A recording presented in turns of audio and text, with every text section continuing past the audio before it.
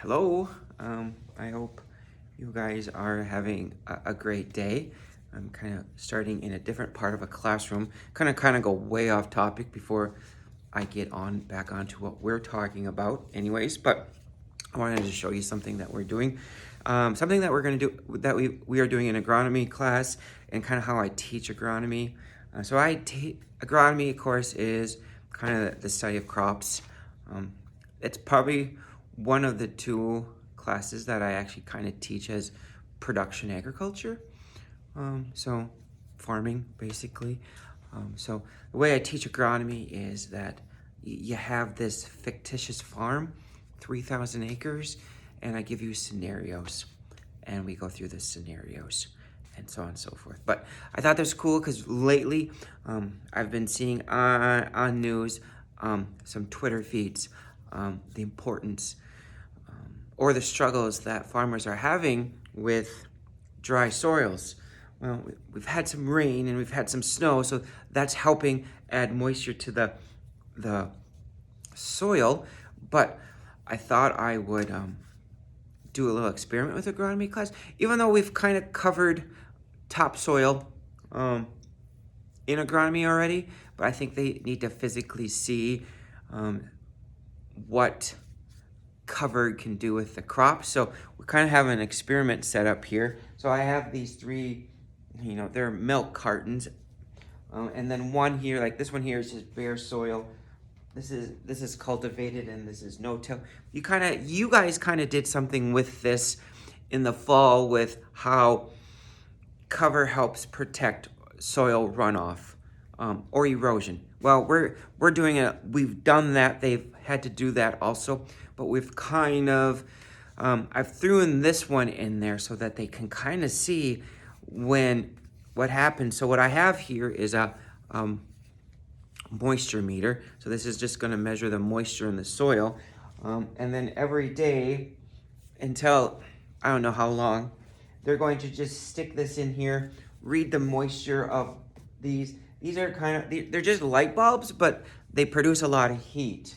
So it's kind of mimicking the sun.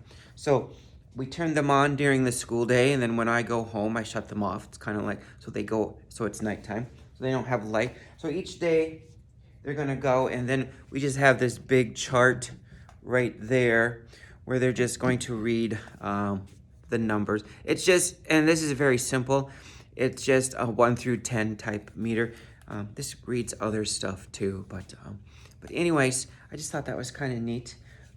Yeah, so today they're gonna sell their grain off their, kind of like, we're talking about marketing a little bit here. They're gonna sell their grain off of their farms to see how much their farm would make, and then eventually we're gonna figure out the value of their farm. So kind of a neat. We just do it on paper, so like it's flipped over.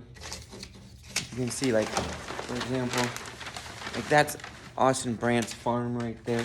So they get 3,000 acres. They get to decide the 3 crops they want to grow. They get $3 million to purchase equipment, and that $3 million also has to pay for daily or operating expenses throughout the process. So, for example, we talked about adding a 4th crop, and the 4th crop was actually solar energy. They had to be able to have enough money in their account to actually start it up. So if they don't have enough money in their account, they can't do it. So we haven't run into that problem because we sell and make money. They had to do this here, so they made money off of that. So they get to sell equipment if they decide to. For example, we talked about no-till versus tilling. Kind of like what you guys kind of went over that, but we kind of expanded it. And if they decided to go no-till, I let them sell their cultivators, so they got that income. So but anyways, I thought I said that. All right, so you should be checking this. For example, I started yesterday because I forgot to write down my price on Monday. So I wrote my price right here. So this is what you should have on day 1. If you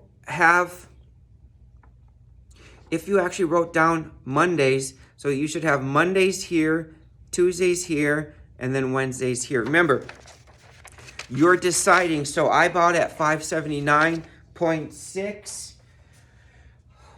Right now it's at 588. I'm not sure. That's almost a 10.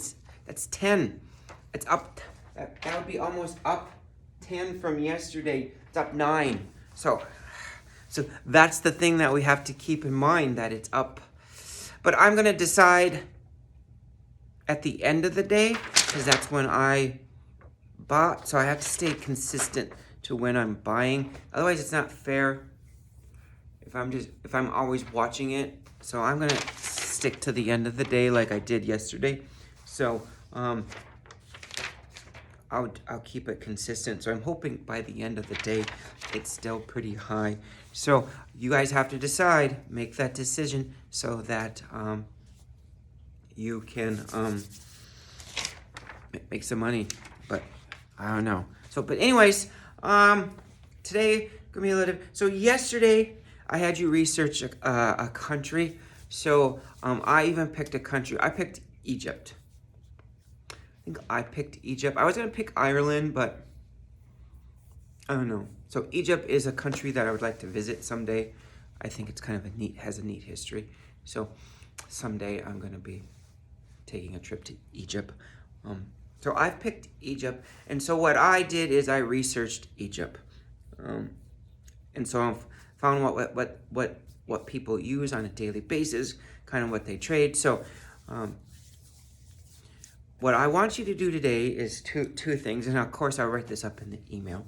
I'm going to give you, I want you just to look up to see if there's any trade sanctions or trade tariffs between that country and the United States. Okay? Egypt, we have none. We have no sanctions against them. It's a free trade back and forth, so there's no tariffs. So if we trade to them, or I should say that if they export to us, so if we import from Egypt, they do not have a tariff on their side. So they don't have to pay an extra tax. We don't have that with them. Some countries we have tariffs on. For example, China. If China imports to us, they have to kind of pay a tariff to us as a country. And countries do the same thing back to the United States. So, if we trade to a country, they might have a tariff on us, so that, and what that tariff does is it makes it more competitive market for other countries to trade with us, and so on and so forth. So that's what you kind of have to look up so that we know. And the reason why I'm kind of holding off is I have to print a huge world map. Like, this is what the 8th graders, like a huge world map, okay? And I was going to do that yesterday, but someone else was using the giant printer, so I didn't get to use that yesterday. So today what you're going to do here is, of course, you're going to watch the market and see if you're trading, if you're selling your contracts back today. You can, I should have mentioned this, you can divide up your contracts. So, if the price is good today and you want to sell, 2 contracts, so what you do here is write the price down, of course. You're going to write the price down here, and then you're going to tell me if you sell here, just put like 2 dash and then the price that you're paying. So 2, we'll figure this column later. So don't worry about that column yet. So figure that out here. So if you think, gosh, you know what, I gotta be comfortable here. I don't want to sell all 5, but you know what, I want to sell 2. Go ahead and sell 2 contracts and write it down. So and then also let me know if you're selling. You can just snap a photo of that and send it to me. I mean, you're not gonna get graded on that part, but kind of wanted to see if you guys took a risk. That'd be kind of fun. Did you take a risk and buy some, or you're gonna hold off a little bit more? Of course, that's the risk too. If you're gonna wait, I'm gonna sell all 5 contracts in one day, but you can divide your contracts up. So you can sell 5 different days if you want, because you have 5 contracts. But anyways, that's what you want. Then finally, I'm gonna also have you watch It's a 7-minute video here.